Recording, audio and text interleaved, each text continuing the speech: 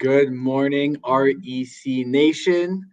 Happy Saturday, September 24th. It is the first brunch with REC officially of the fall season. So thank you for joining me this morning. Hope everyone has a coffee beside them, a great brunch. Personally, I'm just drinking water right now. I had 2 espressos right before I came in just to get this energy because I'm very excited today.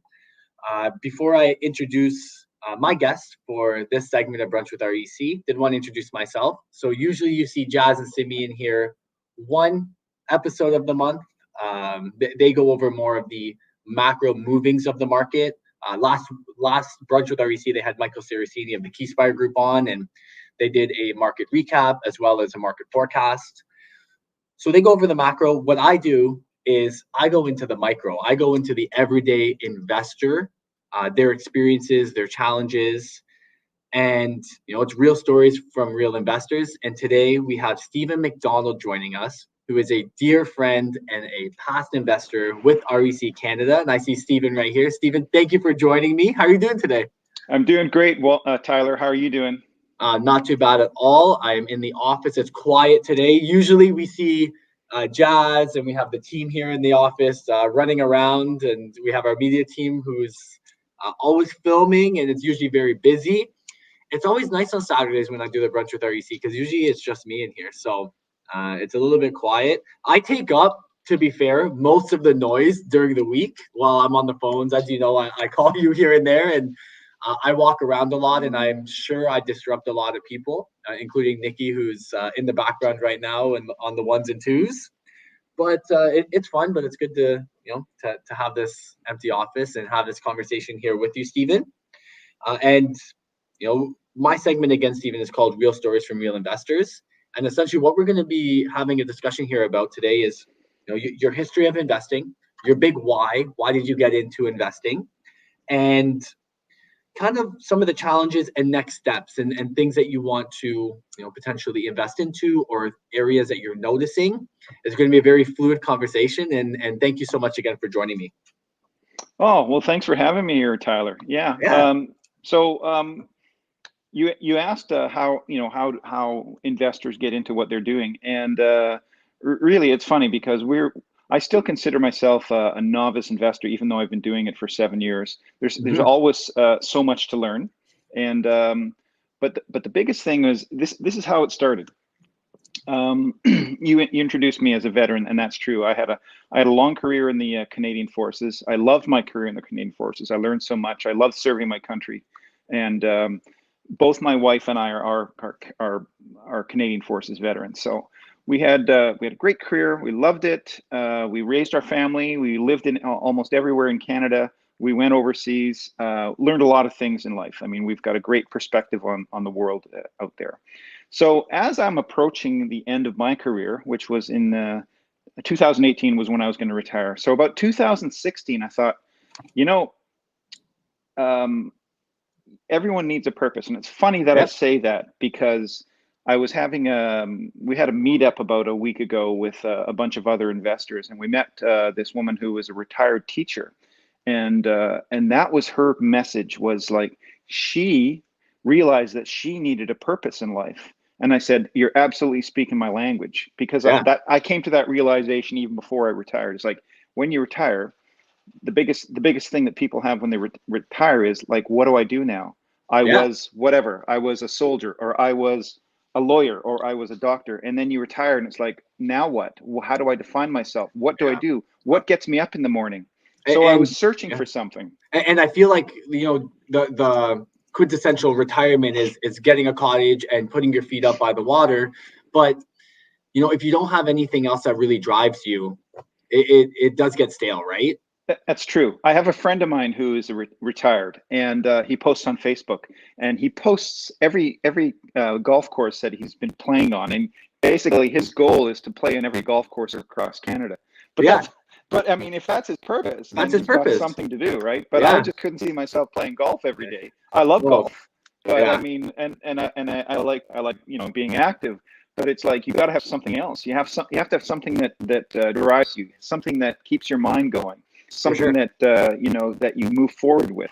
and it's so important for anybody.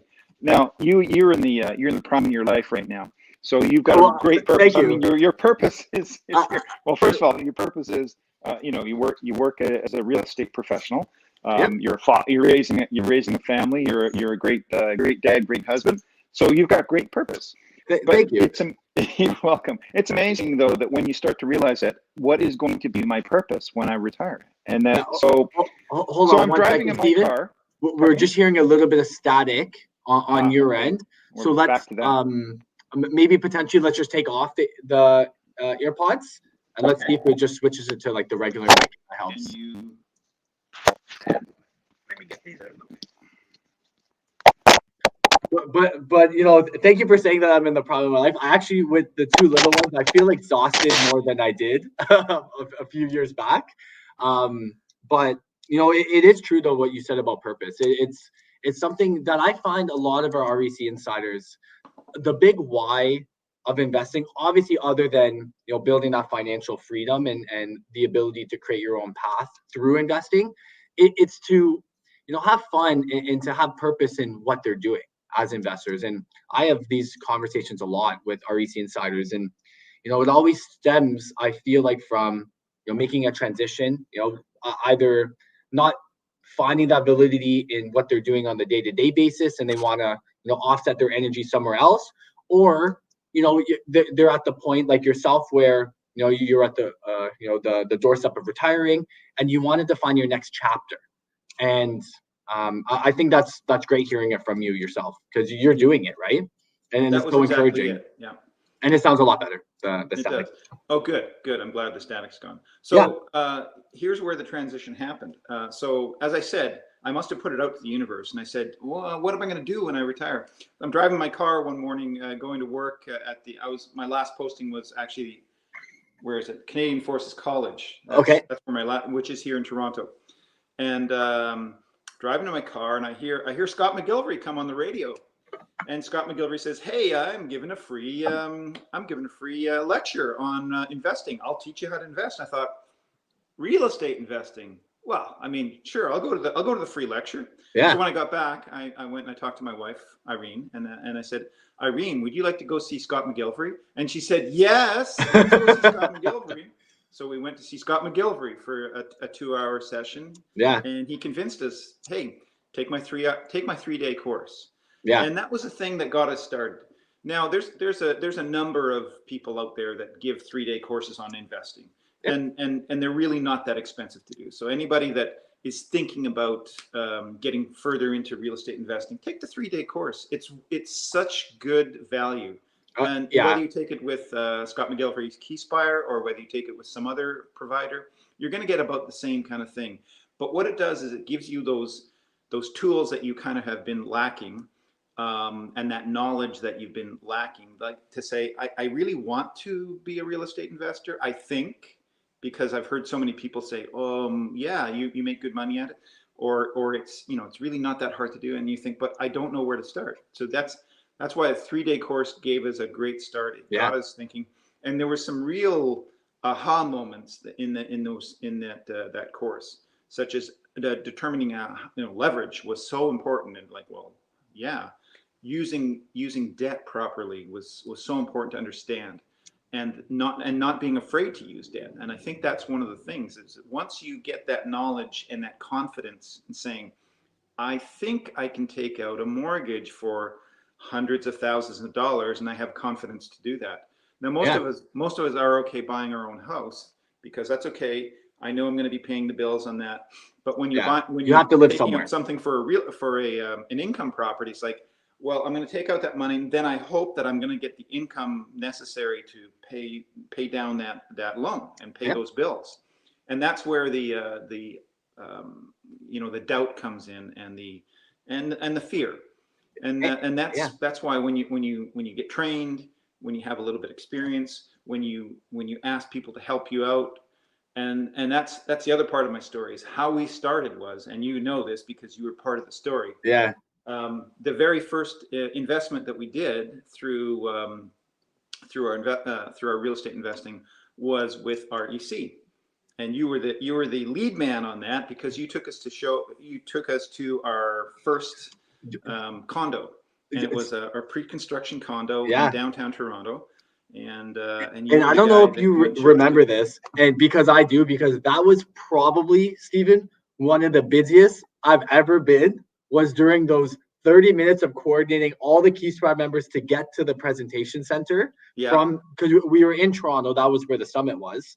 Yeah. And at the time, that's when Uber just started getting a little bit bigger. So I was like, simple, we'll call Ubers. Now, the problem that I didn't know was that when you actually call an Uber at the time, you can only call one Uber.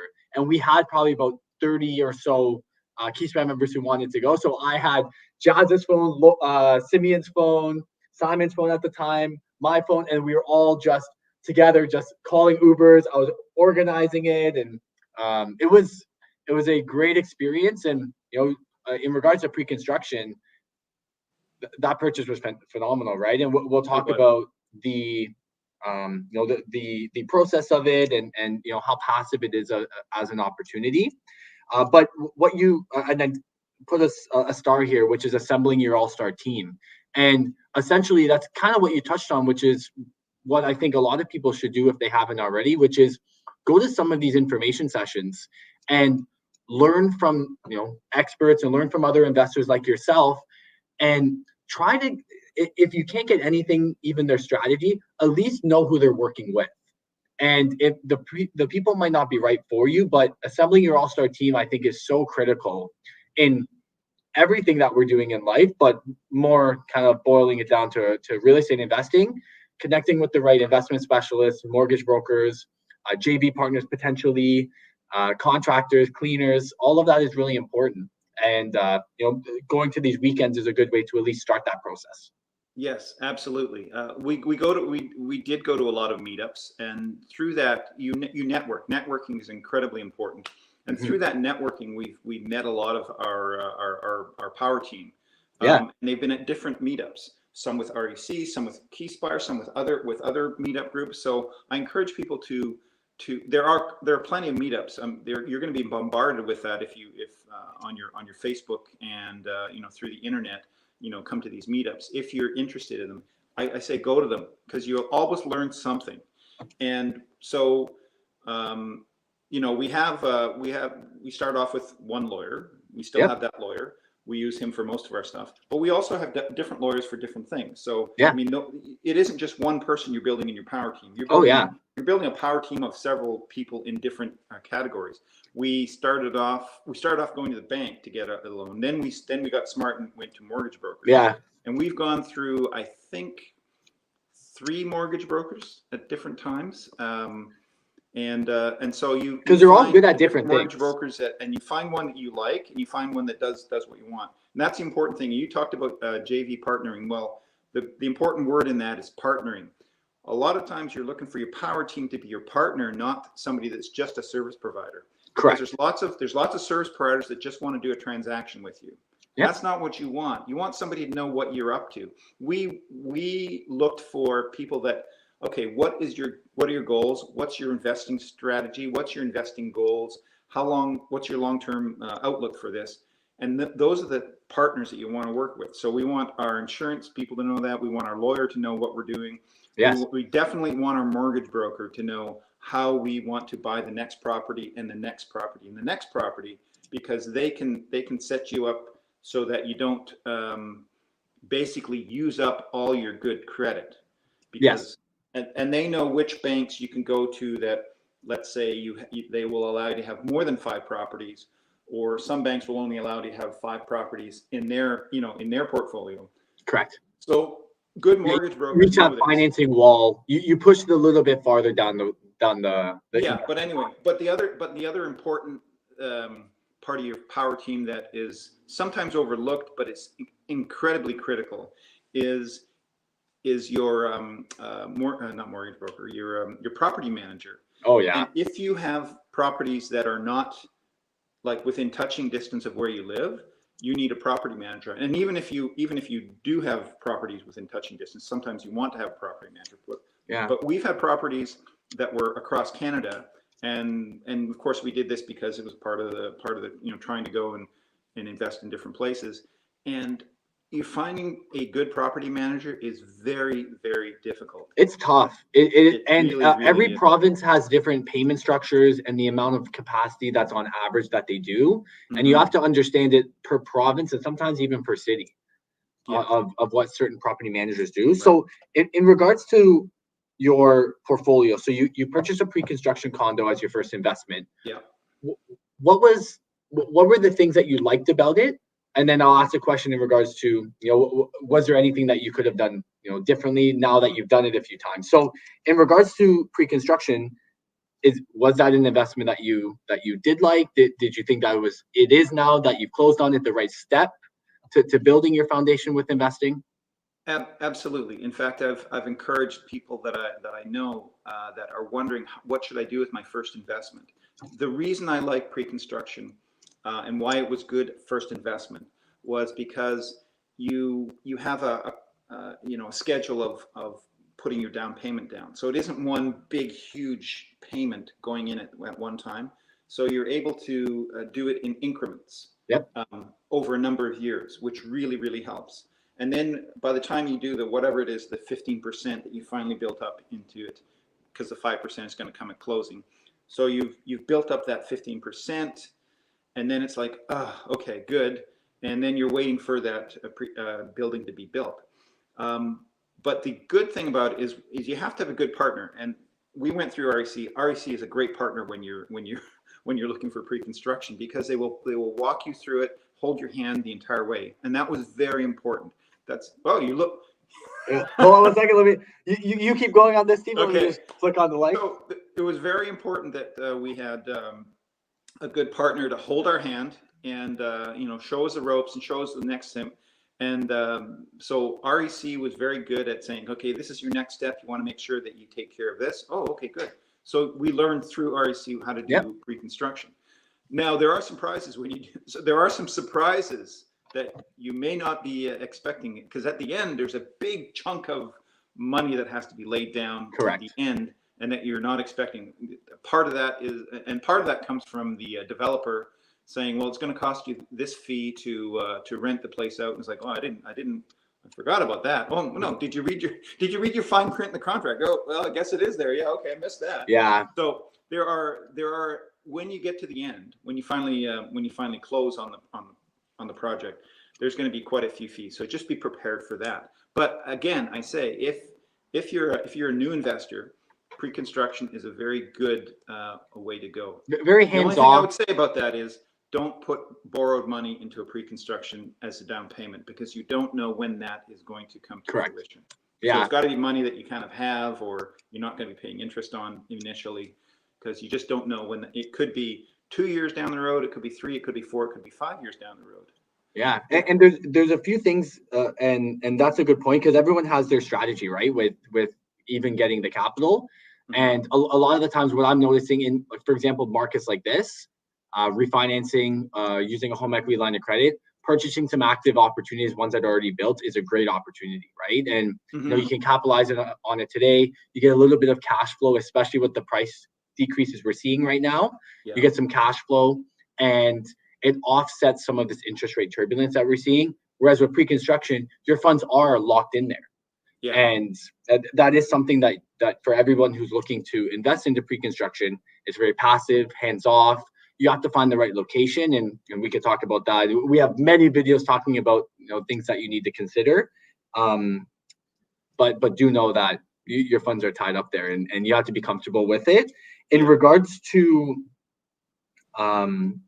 the pre-construction condo, so another thing that a lot of our investors, I've noticed, do is they secure a pre-construction condo, hands-off, passive investment, and in the meantime of construction, or while the condo is being developed, they then go and purchase another opportunity. So it allows you to do both, two things at the same time. Yeah. Because the pre-construction condo, technically you don't have to get a mortgage for it yet, so it doesn't actually limit your borrowing power at that point. In regards to your next opportunity, did you do that? Did you purchase while the condo was being built? Yes, we did, because even that first one that you and I did together was it took 4 years for it to be built. Yeah. So in that 4 years, of course, we did a lot of things and then waited for that pre-construction to come up. We actually still have 2 other pre-constructions that we're waiting to close. Correct. And so that says that, you know, we see that there's a value in that. And I would say this too. We're in Toronto. We're in the GTA, and that is one of the best real estate markets to be in North America. And part of the reason is it because you know we've all learned, or at least the people that have taken training with Keyspire learned the 4 ways to win. You know, the one way is the income that's generated by it. The other way is mortgage pay down. Another way is forced appreciation. But the 4th way is market appreciation.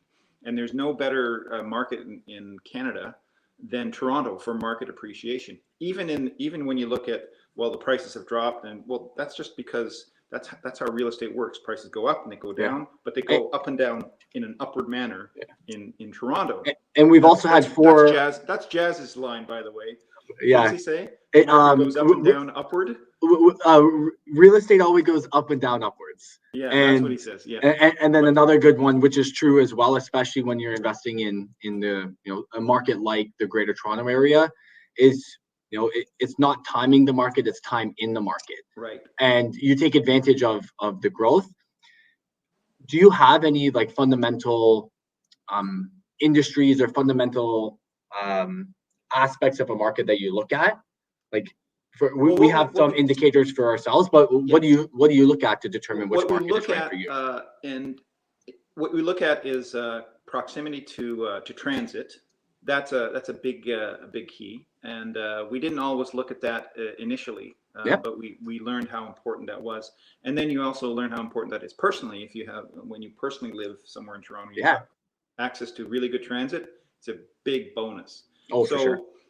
Especially now, the trending now, especially in downtown, is that a lot of people don't have cars and don't want a car. So they want to either take public transit or use Uber. So that becomes a critical thing when you're in the rental envelope that you're looking for. The renter that you're looking for may not have a car. Yep. The first condo we have here with you, there's no parking in that building for our condo. Yeah. We've never had any problem filling that condo up, even if there is no parking. Yeah. I think it was anything. It needed to have 2 bedrooms. Right. 2 bedrooms or more, and then even then it was limited. I remember for that one specifically. But through these meetups and whatever else I've been learning in the market, fewer and fewer people are actually getting a license these days. Yeah. In Toronto, I think you can do it in Toronto because Toronto has, and this is another thing I learned. Toronto has one of the best, if not the best, transit system in North America, because most transit systems are based on a spider web, so everything channels into the downtown. But Toronto's is more of on a grid because you've got streetcars, you've got buses, you've got subways, and they all seem to have grid. So you can get almost anywhere in the city using transit, and sometimes it's faster than driving, or it's at least as fast as driving when you factor in traffic. So that's one of the things is transit was critically important when you're choosing a location. Oh yeah. And sorry to cut you off there, Steve. And sometimes, like, for example, and the grid's actually a good point too, because as you were saying it, I was thinking about it. It also gives the GTA, Toronto, and the Greater Toronto Area an ability to develop other pockets, right? And you look at what's happening in Vaughan right now at the Vaughan Metropolitan Center. There's going to be 60 built high-rise towers there within the next 20 to 30 years. And it's all starting in the middle of the Vaughan Metropolitan Center, which connects down to Toronto. And it allows, like, look at all the way up Yonge, right? You have the Yonge and Eglantons and the Yonge and Shepherds, and they're all starting to establish themselves more now. And Yonge and both are already established. And it's one of the main reasons is because developers like to build around transit. Yes, they do.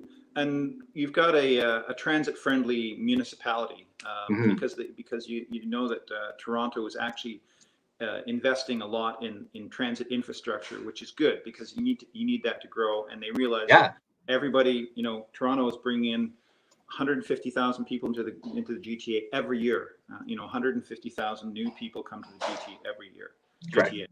Yeah. And so to do that, you need a lot of infrastructure to support that, and that's good because that feeds into real estate investors having a good partner in the municipality, in the city of Toronto, in the the city of Vaughan, all these municipalities that get together and they have the same focus on infrastructure building, transit, and it isn't just transit that you need. I mean, you need all kinds of different services when you build where people are going to live, and that's really important because you need to take all of that planning into account.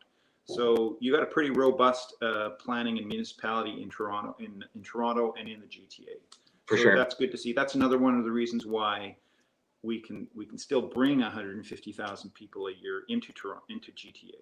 Yeah, and then the other indicator that we look at is employment, right? And yes. Industries, and we find that, well, we know that Toronto isn't just one industry, right? Not to knock the Calgarys or the Alberta markets, but a lot, and it's actually changing now with their growth in infrastructure and other fields, but a lot of the time it's oil, and one industry typically is something that doesn't help with stable passive appreciation, I find.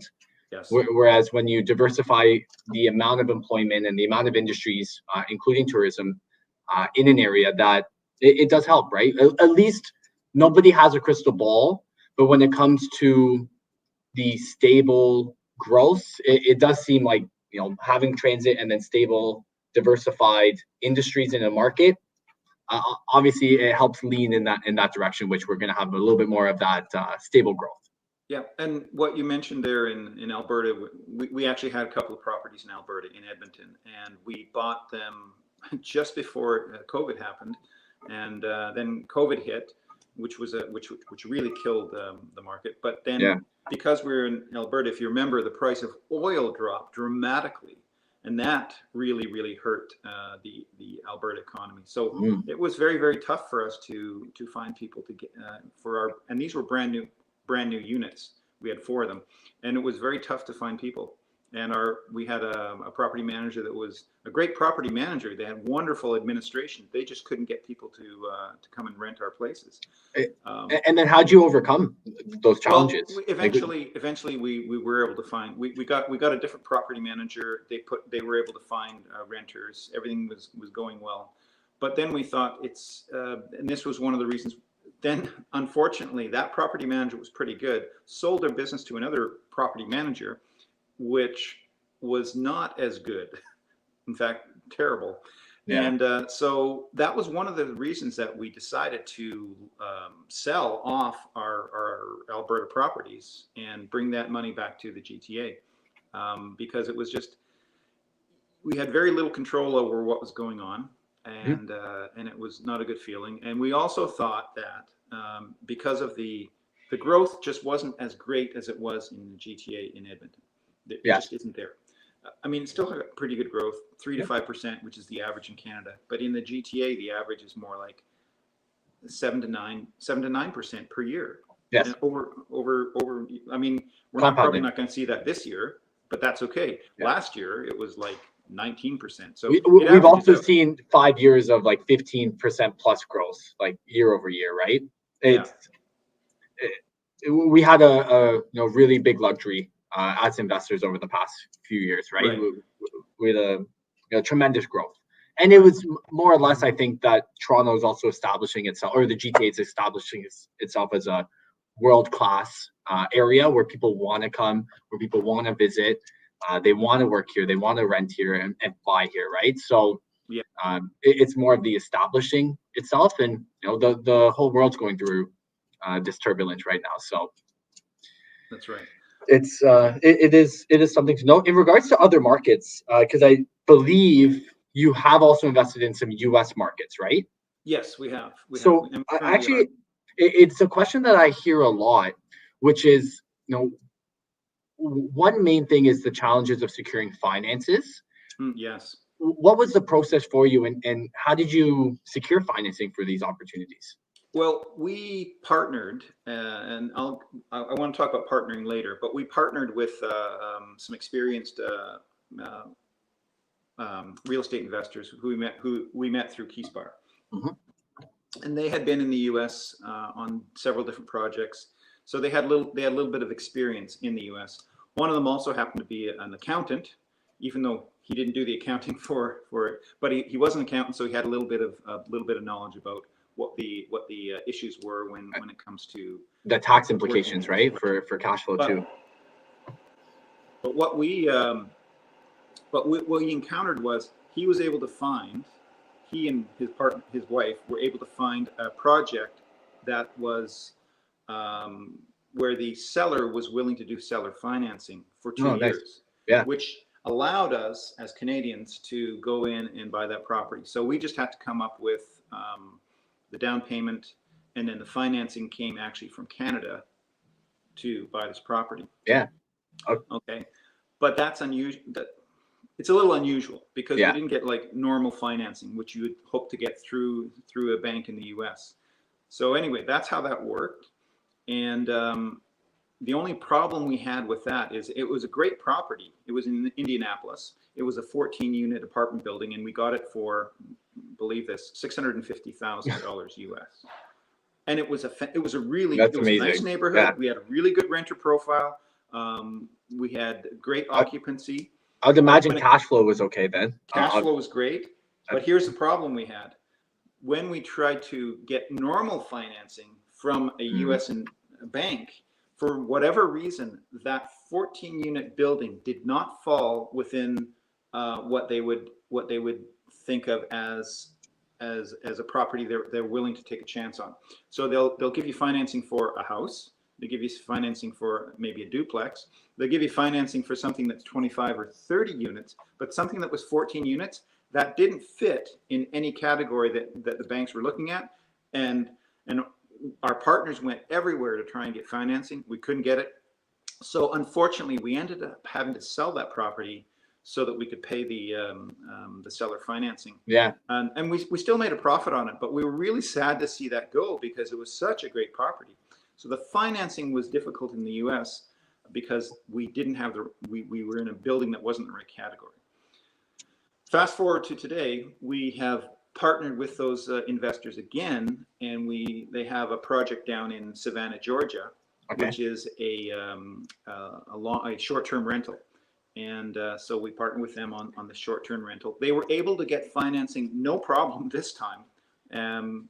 Even as Canadians, it was not a problem at all to get financing. And we have a short-term rental down there, which is just coming on stream now. They are getting a license to operate in that area as a short-term rental, and we're expecting really good cash flow on that. And did you buy all these with your personal name, or is this an American corporation?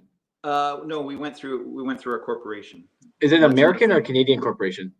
We had to create an American corporation that fed into a Canadian corporation.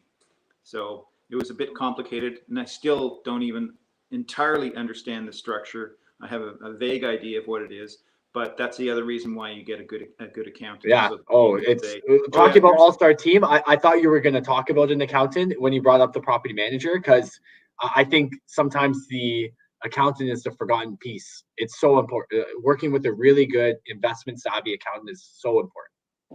And you said that investment savvy accountant. Most of your power team has to be investors themselves. Yeah. In fact, all your power team should be. They should. Except maybe your contractors, because we've worked with contractors that aren't real estate investors. They're just contractors. They just like to build. Yeah. But it's like, why? You have the skill. Why wouldn't you invest? But they don't want to. I've met contractors that like, I'm not interested in that. I just wanna hammer nails and screw in drywall and do whatever, because that's what makes me happy. Sometimes contractors are hard financing wise too, especially if they own their own business or they get paid cash. Yeah.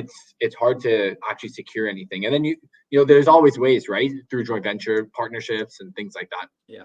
And then in regards to the implications, like the tax implications for cash flow, how did that work? Like how does the cash capital work that way? This is where having a good account, and this was one of the things when I say we had a good account, We initially this is our second accountant. Our first accountant, when we went into the U.S., did not understand the U.S. market, so we had to move all of our stuff to a new accountant that did understand U.S. Implications. And so that's where you really rely and you delegate that knowledge about how to get into the U.S. market, how it works, how the cash flows work, how the taxes work. You get a good accountant to figure that out for you. Yeah. Because I don't have to actually know it, down to the letter. I just have to know that he knows it. Yeah. She knows it. And if it's not filed correctly, it's, you're opening a lot of doors potentially, right? Yeah. Now, a good accountant's gonna, you're gonna pay whatever it is, but that money is well spent when you get a good accountant.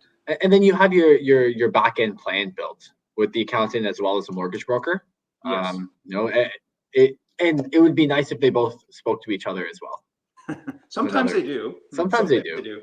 And, usually you have to use someone like REC to put them together. So. Yes, REC put us together with our one of our lawyers and one of the mortgage brokers that we use. Yeah, so REC is a great resource to find good power team partners. And also, if you need potentially someone to light a fire under your service provider's butt, please reach out to me. That's what I do. I hold people accountable. I hold myself accountable. I hold Jazz, Ali, who's one of our concierge representatives, accountable, as well as the mortgage brokers, accountants, the real estate lawyers. So if anybody needs anything, just reach out to us. On that point, I'm gonna emphasize something. One of the biggest one of the biggest scary things for investors is, what about my renter? Are they going to be good? Are they going to destroy the place?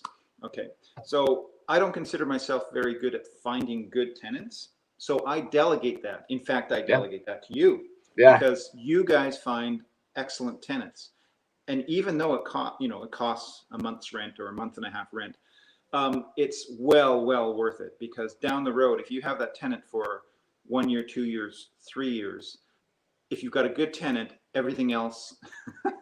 This isn't usually a problem because I walk around all the time. We can still see you. Don't worry about it. We can see you. You keep going, Stephen.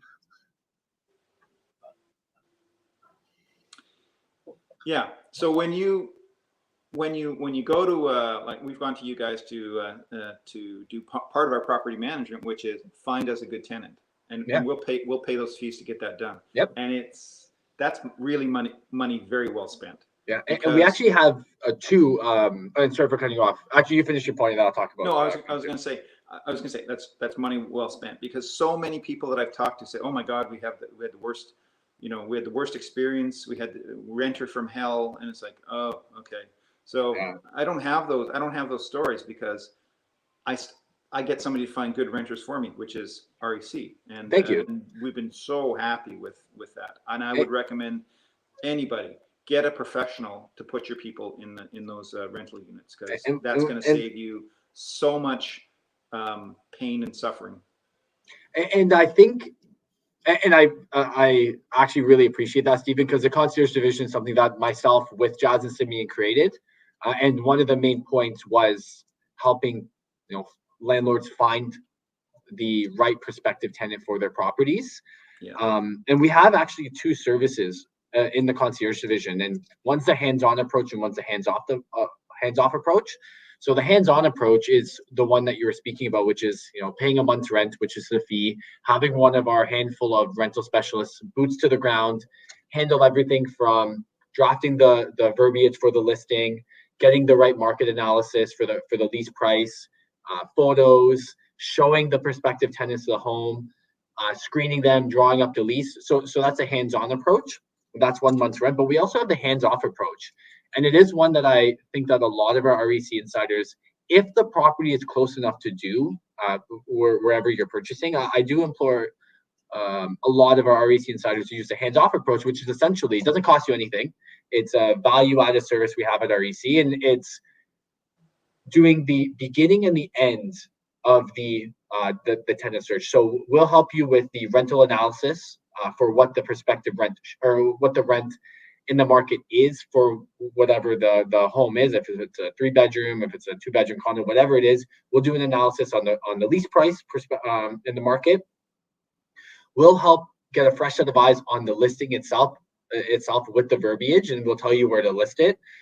What the landlord has to do or the investor has to do is put up the listing, handle the communication with the prospective tenants, and then do the showing itself. Once a rental application is received, you send that over to myself or Alistair or anyone in our concierge division. We'll then take a look, first of all, at the application itself. If anything's missing, we'll ask them, the landlord, to go and get that from the prospective tenant. We'll call all the references, and we'll give the high level what we think about it. And then if you make a decision and this tenant seems to be the right one for you, we'll also help you draw up the lease and get it signed through DocuSign, and that doesn't cost you anything. I do that a lot for our insiders. Wow, that's good to know. Yeah. Very good to know. As you can see, I'm passionate about the concierge division. It's one that I take it. I have 3 babies, Nora, Sawyer, and then the concierge division. So I put that one's close to my heart. It's my firstborn. Wow. Oh, that's pretty good. No, that's good to know. People, insiders, you should use it. It's a good, definitely system. I'm very proud of it.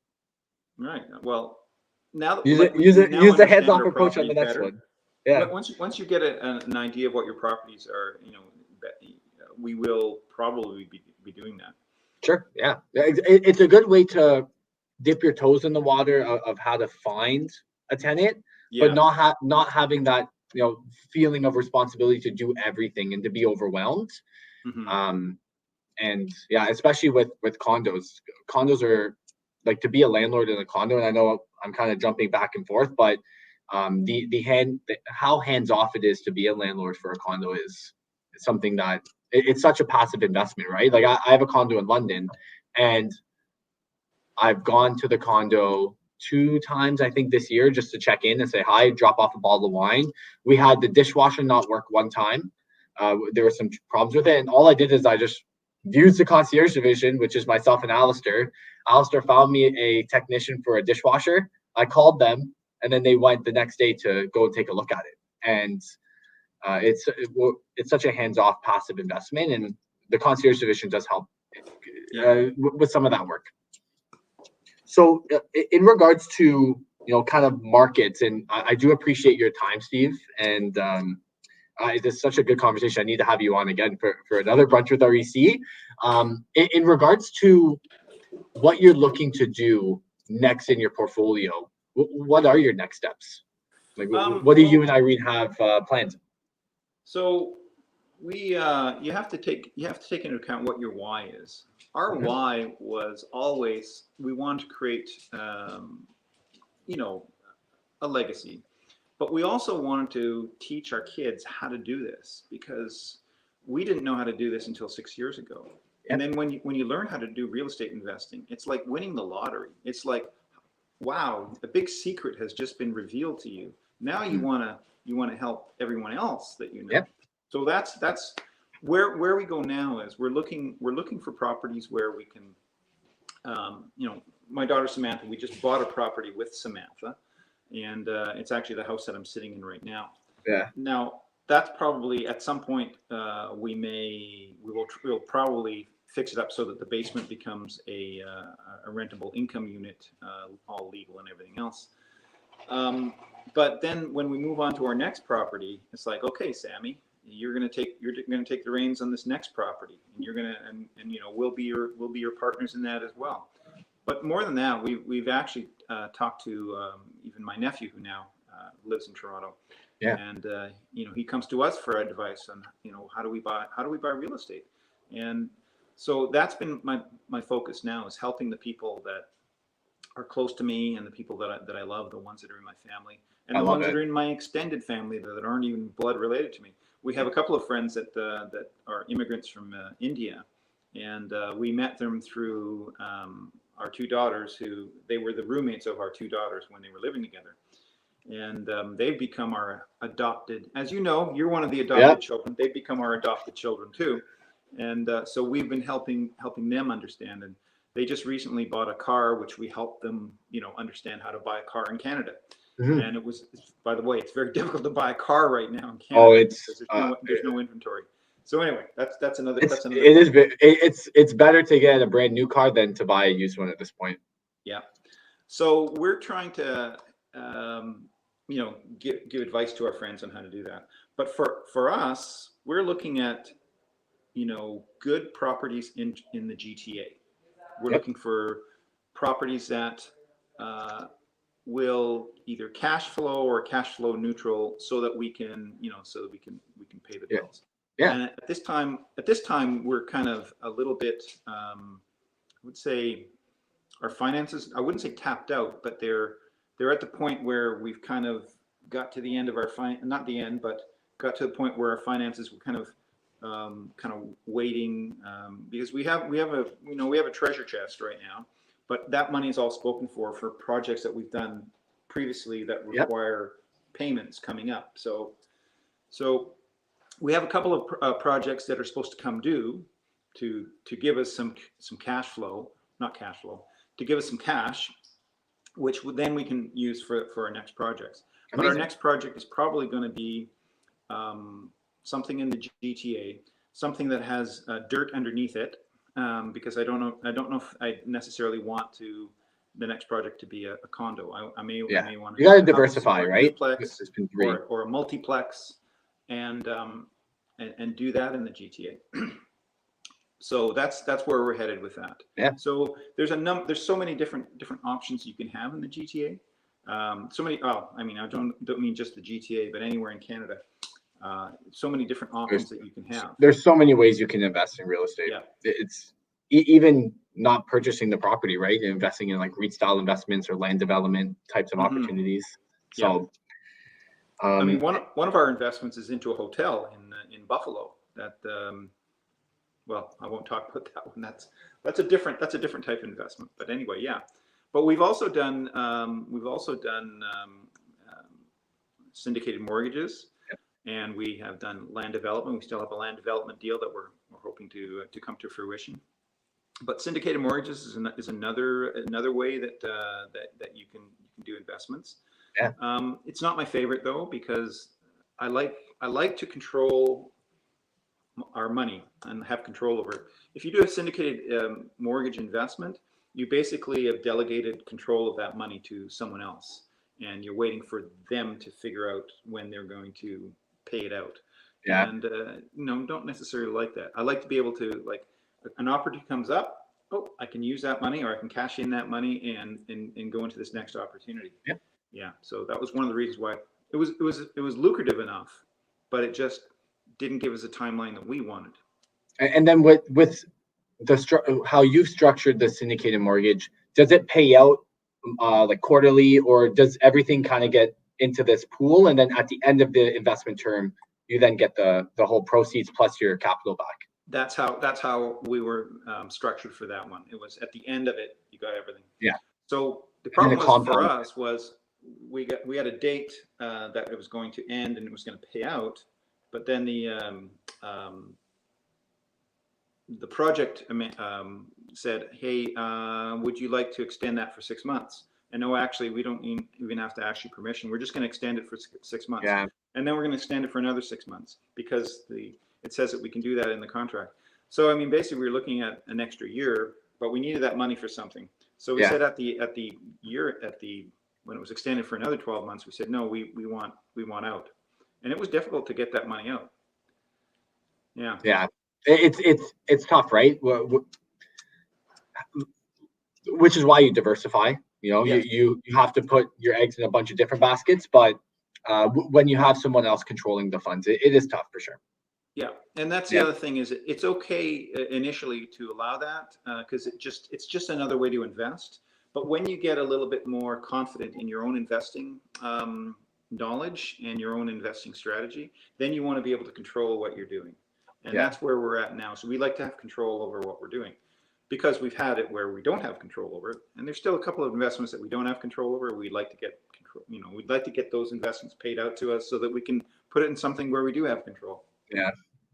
Yeah. But initially, though, it's good to try these different things out, so at least you've seen what they are and how they feel for you. And I know one of our investor friends, he does a lot of syndicated mortgages. He's happy. And when they extend the syndicated mortgage, he's even happier because then he doesn't have to move that money anywhere. It just keeps going and going and going. So he has I think he said about 13 different projects that are syndicated mortgages, and he's happy with that. He wants that to happen. Yeah, because he's going to get a big lump sum at one time with all of these paying out. For him, it's just, building the future. Yeah. And, at some point these things come to fruition, and when they do, then I'll find another project for it. So he's good with that. I like to be more active in my investing. And on those 13 projects, he doesn't have to worry about vacancy. He doesn't have to worry about interest rates change, well, unless he's using capital from a refi or something. But he has a few things that he doesn't have to worry about in that sense, right? So there's so many ways, which is why there are so many ways. You try to strategy and how active you want to be, and how much control you want. It's these are things that you'll find out as you get experience. And as I said, I still consider myself and my wife a novice when we've been doing this for 6-7 years. There's still stuff that I learn. There's still a lot that I have to learn, and there's still a lot that I want to do. So I want to our what we're looking at. We sometimes call ourselves hobby investors because we like to do 1 or 2 projects a year. Although this year we did 4 projects, but it's a comfort level. I'm comfortable doing 1 project or 2 projects, sometimes 3, sometimes 4. This time we did 4. But it's whatever we get comfortable with, whatever we can, we can absorb. But we live in a world that changes, and of course with interest rates going up, that had a major change on us. So we've got quite a few mortgages, and those interest changes increased our mortgages by hundreds and thousands of dollars. So in order, part of the shortfall is taken up by us having to pay out that personally. Well, what did that mean? You do what you can when you're an investor. Sometimes what can I do to increase the income coming in? So both of us now work with part-time jobs, but it's good part-time jobs. We work for our daughter. She runs a tutor shop, a tutor business, and it's like, can you 2 people that are my parents, can you come and help me out with this as math tutors? And it's like, sure. So we're doing something we actually like and don't mind it at all, but it also brings in a little extra income to meet that shortfall that we have temporarily while interest rates are so high. Sure. Yeah. Really, are they that high? They're not that high in the big scheme of things, but they're high because we started so low. Yeah, exactly. 1.7% interest rate we were seeing in some of these last year, right? Some of these purchases for our investors, and it's great because we got a discount, and now they're where they're at. As an investor, you have to do what you can to make sure that you don't you don't want to get into big trouble. And for sure. And so far we're fine, but it just takes a little effort. You do what you have to do. That's it. And for anyone, and Stephen, thank you so much for joining me. We actually have to have you on another Brunch with REC, and we can go into a little bit more of the micro on different markets that you're looking into. I feel like that could be a great conversation. Or markets that you've invested into, and we could talk about different opportunities. Thank you for joining me, Stephen, and for everyone who is tuning in to the live or the recorded session of Brunch with REC. Thank you for joining us. For anyone who needs any type of real estate assistance, we are always here to talk. That includes, speaking with myself or any of our real estate coaches, having these real estate action plan discussions. The conversation that we're recording right now with Stephen and I, we do this at a regular basis, even without having it on YouTube Live. So if anyone does want to have a conversation with us, let us know. You can reach out to info@REC Canada. I'm very easy to reach. I'm sure a lot of you have my personal number in my cell phone. So send me a text message and we can always talk. Stephen, enjoy the rest of your weekend and the first weekend of fall. And we'll definitely have you on again. Thanks again. Thanks very much, Tyler. Enjoy